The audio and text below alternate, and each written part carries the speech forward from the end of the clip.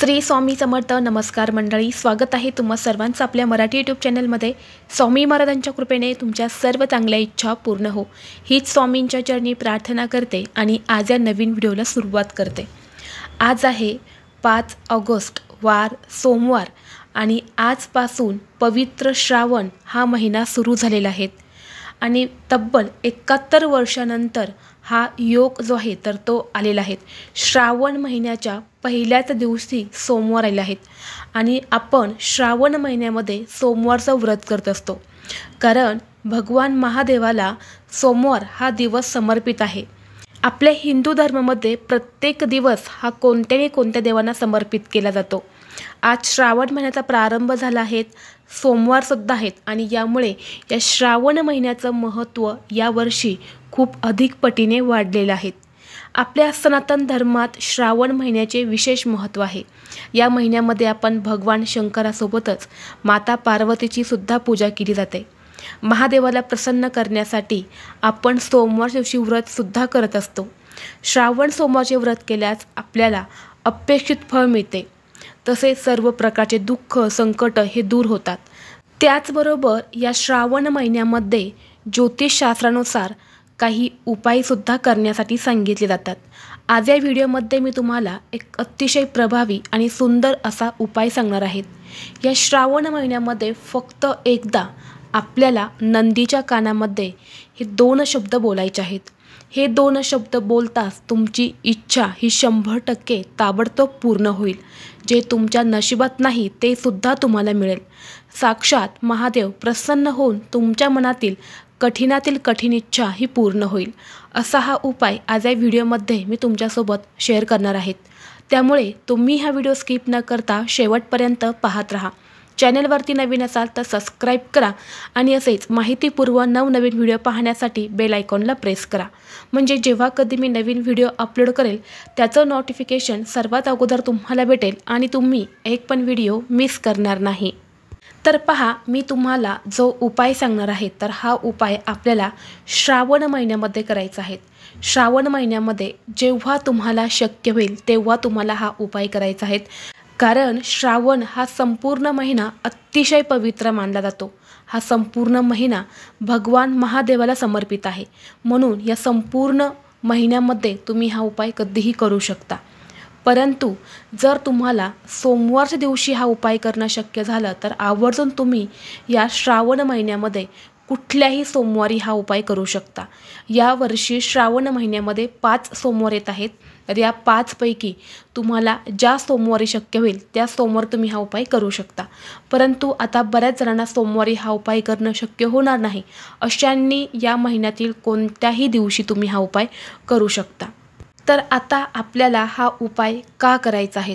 जर तुमच्या मनामध्ये एखादी इच्छा असेल, प्रत्येकाच्या मनामध्ये काहीतरी ही इच्छा असतेच, अगदी माझ्यापासून ते तुमच्यापर्यंत आपल्या सर्वांच्याच मनामध्ये काहीतरी इच्छा ही असते आणि प्रत्येकाला वाटतं आपली इच्छा ही पूर्ण व्हावी आणि ही इच्छा पूर्ण करण्यासाठी आपण भरपूर प्रयत्न करतो, मेहनतही करतो, कष्टही करतो. परंतु कधीकधी कितीही प्रयत्न केले तरीही आपली इच्छा ही पूर्ण होत नाही, ती अपूर्णच राहते. असं का होतं? बऱ्याच वेळा आपण कष्ट करूनही जर आपल्या कुंडलीमधले ग्रह हे कमकुवत असेल तर नक्कीच आपण कितीही प्रयत्न केले तरी आपल्या प्रयत्नांना यश मिळत नाही. आणि अशावेळी जेव्हा आपण विशेष तिथीवरती काही सेवा करतो, उपाय करतो, तेव्हा आपल्या कुंडलीमधले ग्रह हे मजबूत होतात आणि आपल्याला प्रत्येक कामात यश मिळते. आणि म्हणून मनातील कठीणातील कठीण इच्छा ही पूर्ण करण्यासाठी हा उपाय करायचा आहे. मग तुमची इच्छा ही लक्ष्मी प्राप्तीबद्दल असेल, धनप्राप्तीबद्दल असेल, मुलांच्या प्रगती होण्याबद्दल असेल, किंवा शारीरिक असेल, मानसिक असेल, किंवा पतीची प्रगती होण्याबद्दल असेल, किंवा एखादं कर्ज आहे त्या कर्जातून तुम्हाला मुक्त व्हायचं असेल, कुठलीही इच्छा मनोकामना पूर्ण करण्यासाठी हा उपाय तुम्ही करू शकता. हा उपाय फक्त तुम्हाला चांगली इच्छा पूर्ण होण्यासाठी करायचा आहे. एखाद्याचं वाईट व्हावा किंवा एखाद्याचं नुकसान व्हावा अशी इच्छा पूर्ण करण्यासाठी हा उपाय तुम्हाला करता येणार नाही. आपल्या हिंदू धर्मात भगवान शंकराचे वाहन नंदीचेही खूप महत्त्व मानले जाते. सर्व शिव मंदिरात प्रवेश करताच आपल्याला नंदीजीची मूर्ती शिवाकडे तोंड करून दिसते. नंदी हा शिवाचा आवडता सदस्य मानला जातो. जो त्याच्या सेवेसाठी सदैव हजर असतो। असं मानलं जातं की नंदीजी भगवान शिवाच्या द्वारपालाचा सेवक म्हणून शिवाची सेवा करतात। असं मानलं जातं की या नंदीच्या कानात एखादी इच्छा जर आपण बोलली तर ती थेट भगवान शिवशंकरापर्यंत पोहोचते। भगवान शिवाचे नंदीवरती अपार प्रेम आहे आणि ते त्याचे सर्व काही ऐकतात, त्यामुळे नंदीच्या पूजेचे विशेष महत्त्व मानले जाते। नंदीबद्दल अशी सुद्धा श्रद्धा आहे की भगवान शिवाने त्याला वरदान दिले आहे की जो कोणी त्याच्या कानात आपली इच्छा सांगेल भगवान शिव त्याची इच्छा नक्कीच पूर्ण करतील। शास्त्रात सुद्धा याचं वर्णन जे आहे तर ते केलं गेलेलं आहे।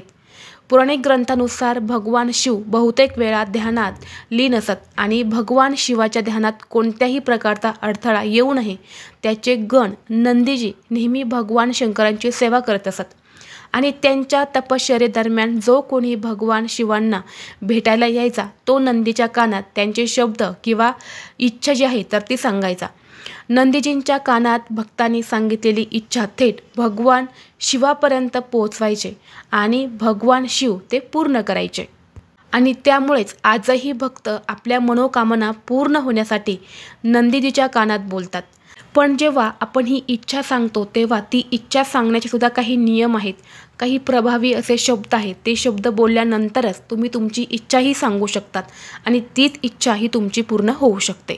तर आपल्याला आपली इच्छा ही सांगण्यापूर्वी काय करायचं आहे, सर्वप्रथम आपल्याला भगवान शिव आणि माता पार्वतीची पूजा करायची आहे। म्हणजे शिवलिंगावरती आपल्याला पाणी अर्पण करायचं आहे, त्याचबरोबर तुम्हाला पांढरी फुलं अर्पण करायची आहेत, बेलपत्र अर्पण करायचं आहे आणि यानंतर नंदीजींना आपल्याला पाणी अर्पण करायचं आहे, फुलं आणि दूध अर्पण करायचं आहे। अगरबत्ती तुम्हाला पेटवून घ्यायची आहेत। अगरबत्ती तुम्ही पेटवल्यानंतर जर तुम्हाला नंदीची आरती येत असेल तर ती आरती करायची आहे। आरती करता येत नसेल तर तुम्हाला काय करायचं आहे, ती अगरबत्ती जी आहे तर तुम्हाला त्या नंदीवरून ज्या प्रकारे घड्याळाचा काटा फिरतो त्या प्रकारे तुम्हाला गोलाकार अशी वळवून घ्यायची आहे आणि यानंतर ही अगरबत्ती तुम्हाला तिथे लावून द्यायची आहे। आता आपल्याला कानामध्ये इच्छा बोलायची आहे। तर आता कोणत्या कानामध्ये इच्छा बोलायची आहे, तर आपल्याला नंदीच्या डाव्या कानामध्ये इच्छा बोलणे जे आहे तर ते अतिशय महत्त्वाचं मानलं जातं। नंदीच्या कानामध्ये तुम्हाला इच्छा बोलण्यापूर्वी 2 शब्द बोलायचे आहेत। तर ते शब्द असे आहेत, हरिओम।